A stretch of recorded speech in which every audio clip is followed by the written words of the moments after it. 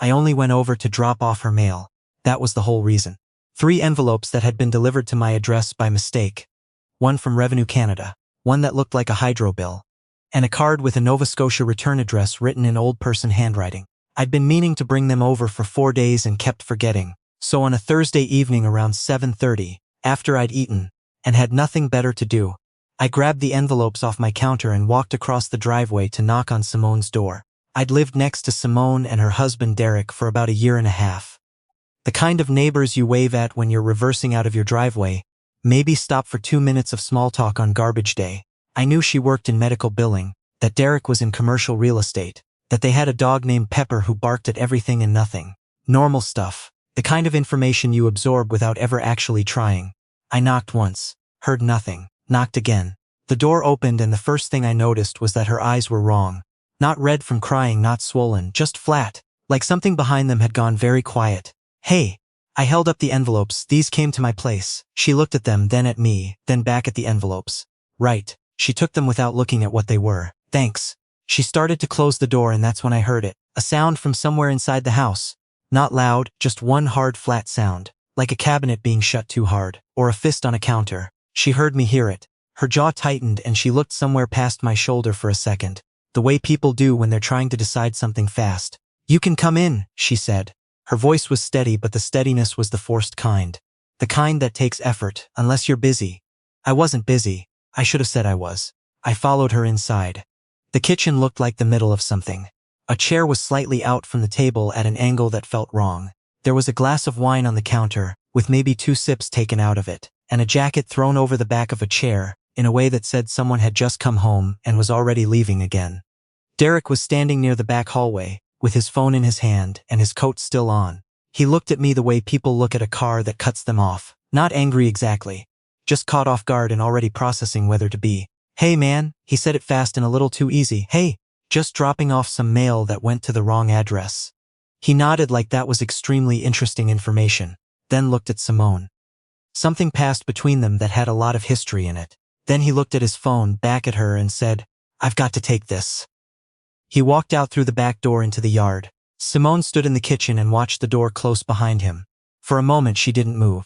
Then she turned to the counter, picked up her wine glass, set it down again without drinking from it. Sorry about that, she said, even though she had nothing to apologize for. You don't have to be. She gave a small nod that meant she was somewhere else entirely. I should have put the envelopes down and left. That was the obvious move. Say goodnight, go back to my place. Watch something on Crave, mind my own business. But she looked like a person standing at the edge of something they'd been standing at for a long time. And leaving felt like one more person choosing not to notice. Is there coffee on? I asked. I can make coffee if you want. She looked at me for a second. A real look, not the distracted one. It'll take a minute to brew, she said. That's fine. She got the grounds out. I leaned against the opposite counter and didn't say anything while she set it up. The yard was quiet and dark outside the window. I couldn't see Derek from where I stood. When she finally spoke, she didn't look up from the coffee maker. He told me he was in Mississauga all week, she said. A site visit. His firm has a development out there. I didn't say anything. I called the hotel Tuesday afternoon because he wasn't answering his phone. She paused. They told me his room hadn't been used since Monday. I kept my face neutral. What did he say when you asked? That I must have got the wrong hotel, that there were 3 of them on the same street. She let out a breath through her nose. Then he told me I was doing this thing I do where I look for problems. What thing? Exactly. The coffee maker started making noise. She finally looked at me, and something about the directness of it was startling. Simone wasn't someone I associated with being caught off guard. In all the time I'd lived next door, she'd always had the kind of composure that made you feel like she'd thought things through 3 steps ahead. Right now she looked like she was working very hard to hold on to the edges of herself. I'm not looking for problems, she said. I'm looking at them. Derek came back inside about 10 minutes later. He didn't come into the kitchen. I heard his footsteps on the stairs, and then a door closed somewhere above us. Simone watched the ceiling for a second, tracking the sound. He's going to bed, she said. He does that when he doesn't want to finish something. We sat with the coffee at the kitchen table and she talked. Not all of it, not that night. Just the parts she'd been carrying around the longest. The business trips that multiplied in the fall. The way he started keeping his phone face down on tables. The weekend he came home from what he'd called a golf weekend with his work friends. And she'd asked how Sean's shoulder was doing. Because Sean had been having problems with it all summer. And Derek had gone quiet for just a half second too long before saying it was better. Small things, but there were too many of them, and they all pointed the same direction. I kept thinking I was being paranoid, she said.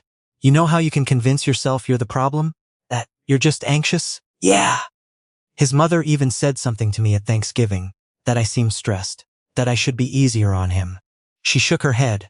I didn't even know what she was responding to because I hadn't said anything. I looked at my coffee. What did you say? I smiled and changed the subject. She set her mug down, which is what I always do. I walked home around 10:30. The street was quiet. The air had that cold early October bite that makes everything feel a little sharper than it should. I stood in my own kitchen for a while doing nothing in particular, just thinking about the look on her face when she said the hotel hadn't used his room. I'd been 27 when my last serious relationship ended. It hadn't ended with cheating, just with two people realizing they'd stopped choosing each other, and neither of them had the energy to fix it. But I knew the specific weight of sitting in a room with something you didn't want to be true. I didn't text her that night. It wasn't my place, but she texted me the next morning. Can I ask you something weird? I stared at it for a second, then typed, Sure, did you ever notice him leaving earlier than usual, like in the last few months? I thought about it. Derek left every morning, usually around 8. But now that she asked, there had been a stretch somewhere in September where I kept seeing his car gone before I'd even had breakfast. I hadn't thought anything of it. I told her that. That's what I thought, she wrote back. He told me those were early site visits. But the Mississauga site doesn't open until 9. I put my phone down and picked it up again. What do you want to do? I typed. She didn't answer for almost a full minute. I want to know for certain. Everything else I can handle. It's the not knowing that's making me feel like I'm losing my mind. I understood that. There's a particular kind of crazy making that comes from suspecting something you can't prove, especially when the person you're suspecting keeps gently suggesting the problem is your perception. That was how it started. Not dramatically, just with that conversation and then another one the following evening when Derek had a squash game and wasn't home until after 9, and Simone knocked on my door with a bottle of Malbec and a folder she'd pulled together. Printed bank statements, a few screenshots from her phone of his location, which had been mysteriously unavailable the past 2 Tuesdays. A gas receipt she'd found in his coat pocket from a station near the airport, on a day he'd said he was working from home. My cousin went through something like this last year, she said, spreading the papers on my kitchen table. She told me at some point you just start keeping records because you don't trust your own memory anymore. I looked at the receipts. The airport gas station was about 40 minutes from their neighborhood in a direction that made no sense for any errand or commute he'd ever mentioned. He has a client near the airport, she said before I could ask. But that client's office is on the north side. This station is on the south side, near the terminal departures. I looked at her. Has he traveled anywhere he didn't tell you about? She looked back at the receipt. Not that I know of. We sat with that for a while. What I didn't say, what I only thought, was that I was probably not the right person for this. I was 29 years old, I lived alone. I'd known this woman mostly through driveway waves, and the occasional borrowed bag of rock salt in the winter. And yet here I was at my own kitchen table at 8 in the evening going through her husband's gas receipts, like I was some kind of private investigator who also had a day job in supply chain logistics. But she was right about one thing. She wasn't imagining it. The details were too specific, too consistent. And the way she laid them out, not frantic, not hysterical, just methodical, tired, precise, made it obvious she'd already had this conversation with herself 100 times. Over the next week and a half, it became something we fell into. She'd text me when something felt off. I'd come over or she'd come to me, and we'd go through whatever new things she'd found. A charge on their shared card for a restaurant downtown that she'd never been to with him. A contact saved in his phone under initials she didn't recognize.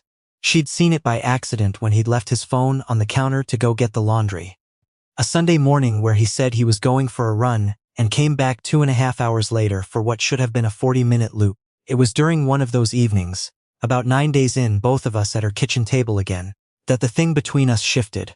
Not because of anything either of us did, just because at some point the specific gravity of spending that much time close to someone, working through something this private, stops being purely functional. She'd been talking about how she'd felt at their anniversary dinner in August, how she'd noticed him check his phone under the table twice, and she'd told herself she was being ridiculous. And then she stopped mid-sentence and looked at me and said, "Why are you still helping me with this?" I didn't have a clean answer. "Because you asked. You could have said no." "I could have." She held my gaze for a second. "You're a good person, you know. I'm probably not as good as you think." Something shifted in her expression. Not flirtatious, more like she was recalibrating something. She looked down at the table. Then she said quietly, "I haven't had anyone just be on my side in a while."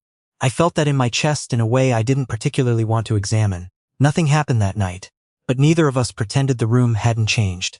The break came on a Wednesday. Derek told her he had a dinner meeting with clients from Montreal who were only in town for the night. He left at 6:30 in a blazer she'd never seen before.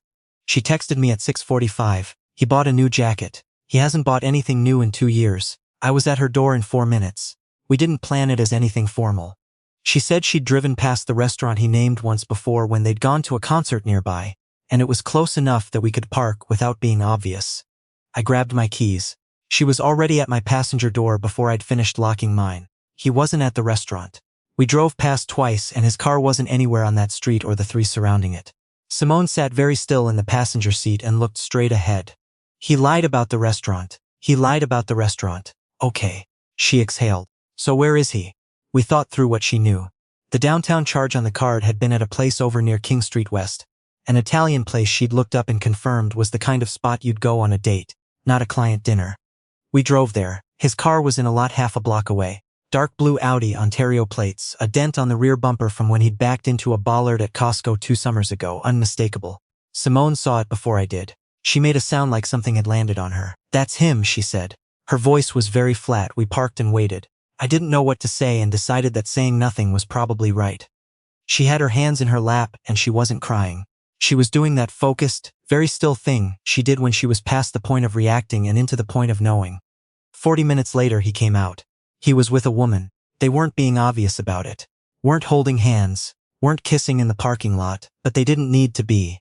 They walked close, the way people walk when they've given up needing a reason to be close. He said something and she laughed, tilted slightly toward him. He put his hand briefly on her back to guide her around a puddle near the curb. That was all. Just that. But it was enough. Simone's breath came out slow, controlled through her nose. She watched them stop near a taxi on the street. She watched the woman get in. She watched Derek stand on the sidewalk with his phone out, already looking at something else before the cab had even pulled away. "I wasn't imagining it," she said, "not to me exactly, just out loud." "No," I said. "You weren't." She looked at the space where the cab had been. "The worst part is I'm not even that surprised." I didn't answer that. There wasn't a good answer. She stopped. Started again. "It's like I've been bracing for impact for so long that the impact just feels like relief." I looked at her. Her profile in the dark, the streetlight coming in through the windshield, the tight, careful way she was. "Do you want to go home?" "No." A pause. "Not yet." We sat there for another few minutes without talking. Then she turned to look at me, and the full weight of what the last few weeks had actually been landed all at once. Not just for her, but between us. All those evenings. All that closeness. All the things she'd told me that she'd told no one else. "I'm sorry," she said, "for pulling you into this." "You didn't pull me, I came." She gave a small, tired smile. "Yeah, you did." Something about the way she said it made my chest tighten in a way that had nothing to do with what we'd just watched in the parking lot. She reached over and put her hand over mine. Not romantic, not desperate, just present. And I turned my hand over and held hers for a minute, and neither of us made it into more than it was. I drove her home. She was quiet the whole way, not in the empty way but in the way of someone thinking through something large and necessary. When I stopped in the driveway, she didn't get out immediately. She sat with her seatbelt still on and looked at his parking spot, empty now. He wouldn't be back yet. "What are you going to do?" I asked. She was quiet for a moment. "I'm going to call my sister tonight. Then I'm going to call a lawyer in the morning." She paused. "There are things he doesn't know I know. I need to know what I'm entitled to before he knows I've figured it out." I nodded. That was more clear-headed than most people would manage an hour after what we'd just seen. "I need the records," she said. "Everything we put together. The receipts, the screenshots. I've got copies of most of it on my phone." She nodded once. Then she finally undid the seatbelt, opened the door, and stepped out into the cold. She stood there for a second with the door still open and looked back at me. "You know what's strange?" she said. "What?" "The only part of the last month that didn't feel completely awful was talking to you." I didn't know what to do with that, so I just said, "Same." She held my gaze for one long second, then gave the smallest nod, like she was filing something away. She closed the car door quietly. I watched her go up the front steps and let herself in. I sat in my driveway for a while after that, engine off, looking at nothing in particular. A few houses down, someone had left their garage light on. A dog was barking 2 streets over. Everything felt very ordinary and very changed at the same time. I'd walked across a driveway to drop off someone's misdelivered mail. And somewhere between that and this moment, without planning any of it, I'd become the person who knew the full shape of her life. The locked away parts, the parts she'd been carrying quietly since summer. That wasn't small. I didn't know yet what it was, but it wasn't small. His car pulled in just after 11. I heard it from my kitchen. I didn't look out the window.